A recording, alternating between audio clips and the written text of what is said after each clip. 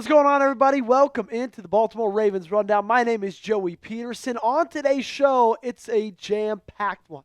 We got a ton to talk about, starting off with the Baltimore Ravens making multiple roster moves, multiple changes to their practice squad. And then on the back half of the show, we got a surprising depth chart move as the Baltimore Ravens have released their depth chart for Week 2 against the Cleveland Browns. And then speaking of the Cleveland Browns, on the very end of the show, Jeudy had some choice words to say about Baltimore. We'll get into that as well. So the moves they made, Baltimore actually released Malik Hamm from their practice squad. And if that name sounds familiar to you, it's because there was a ton of hype going on around this guy just a couple of years ago. He was signed as an undrafted free agent in 2023, 6'3", 250 pounds. And Malik Hamm did not take long after being in Baltimore to make an impression on the fans and make an impression on the coaches as well, because he actually made the 53-man roster in 2023 after being an undrafted free agent. However, he was a guy who just could not stay healthy. That kept him off the roster pretty much for his entire career in Baltimore. And with the depth at the edge rusher position, the depth on the defense, especially in that front seven, they felt like it was time for them to move on to him. And because they moved on, they brought somebody new in, and that is wide receiver Cornelius Johnson, signed to the practice squad. Most recently was with the Green Bay Packers, played preseason, went to training camp with the Packers, but was actually a 7th-round pick by Los Angeles in the 2024 NFL Draft.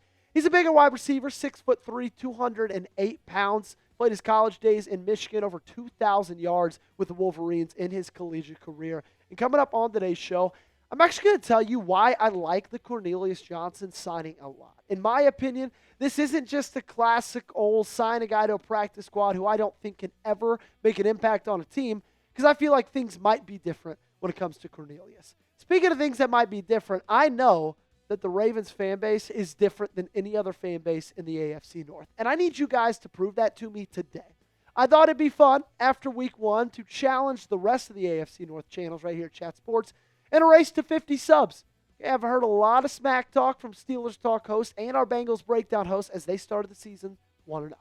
I need you guys to help me out. Okay, back up my smack talk to them by subscribing to today's video. We got to get to 50 subs as quickly as possible. So if you haven't joined us yet, right now is the perfect time to do so. So when I look at Cornelius Johnson, and when I watch the tape, when I watch the film, especially of some of the things he was able to do in the preseason, I actually like his skill set a lot, and I like his pedigree a lot. I'm going to throw it back just a year and a half ago when he was going through the scouting combine for the 2024 NFL Draft. His relative athletic score is pretty elite, a 9.46. You look at his vertical, 37.5 inches. He got over 10 feet on the broad jump. That 40-yard dash is a 4.44. And for a guy who's 6'3", 210 pounds, that's not the easiest thing to do.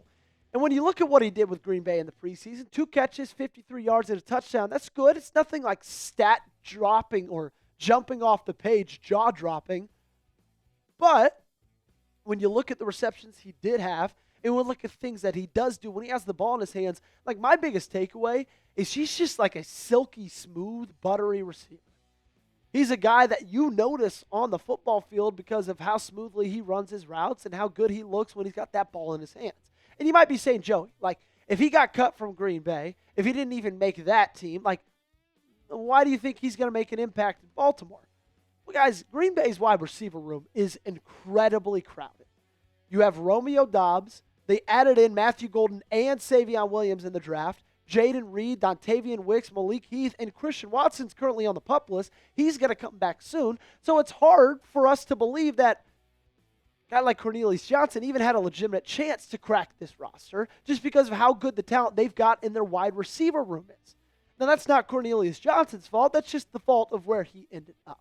We'll see where his future lies with Baltimore.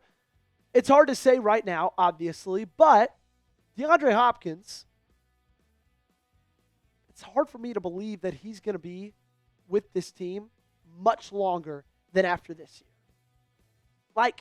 I get it. I love that one-handed catch. I love what he's been able to do so far in Baltimore in that one game and so far during training camp. He's looked really, really good reportedly, or did look really, really good reportedly.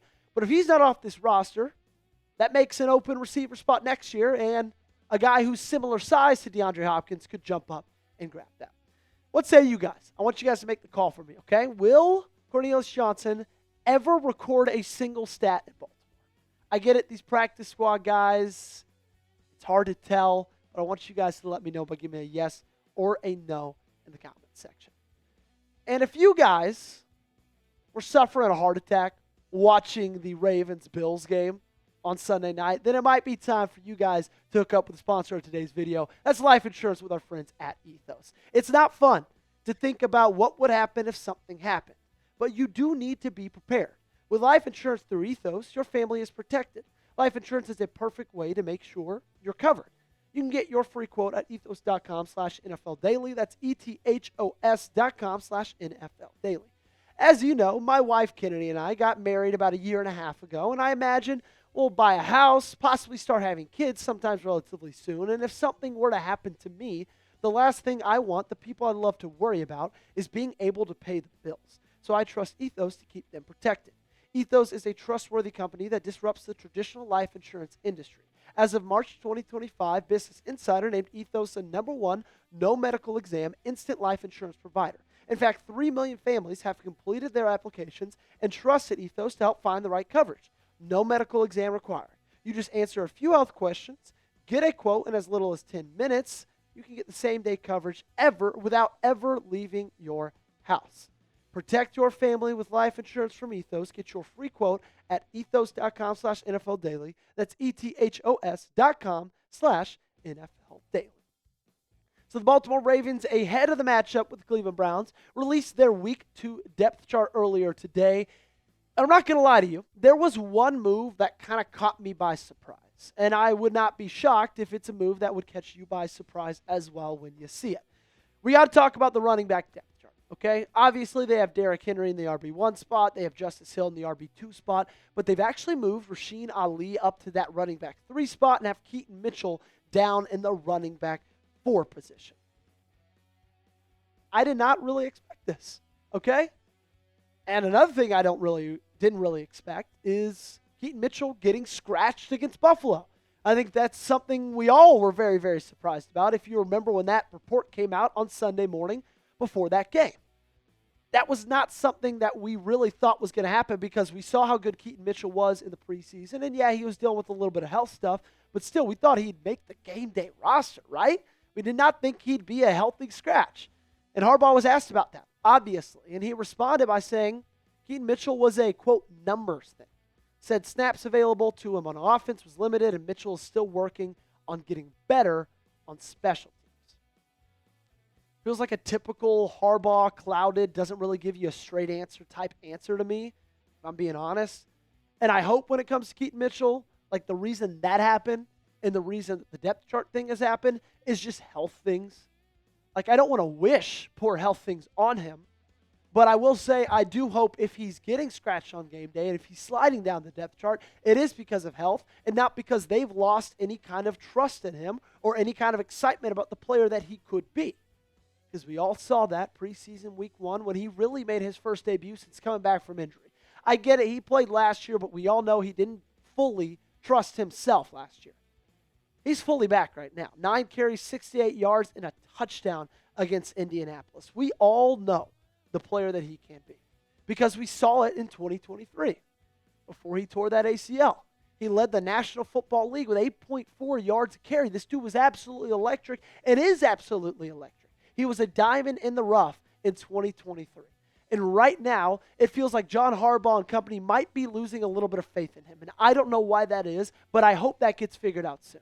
And if it's a health problem, then I hope that gets figured out soon in the next couple of weeks, and he's back to full force because I need to see him getting carries on game day. I want to know, where would you put Keaton Mitchell on the depth chart? I'm sure the majority is going to say running back 3, but I do feel like there's some that would put him in that RB2 spot as well. Y'all let me know in the comments section. Before we get on out of here, we got to talk about what Jeudy had to say today. It's been going around on social media. He was asked about what challenges the Ravens secondary presents, and he said, quote, no challenges. Now, I've got differing opinions on this. My first thought is, guys, let's be real. Like, I get we're getting mad about it, but is he wrong? Like, this defense just gave up 41 points on Sunday night to Josh Allen. So there's one part of me that says, he's kind of got a point. But then there's also the other part of me. It's like, dude, come on. You know that this is a good secondary. We know that this is a good secondary. And you're on the Browns.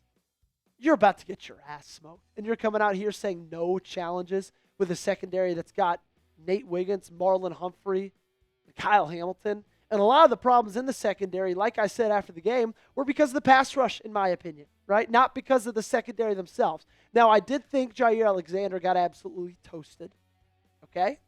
That was a problem. But outside of him, I thought everybody in the secondary else at least played fine. Not great, not horrible, but at least fine. Make sure you guys get me on social media. Brings us to the end of today's video.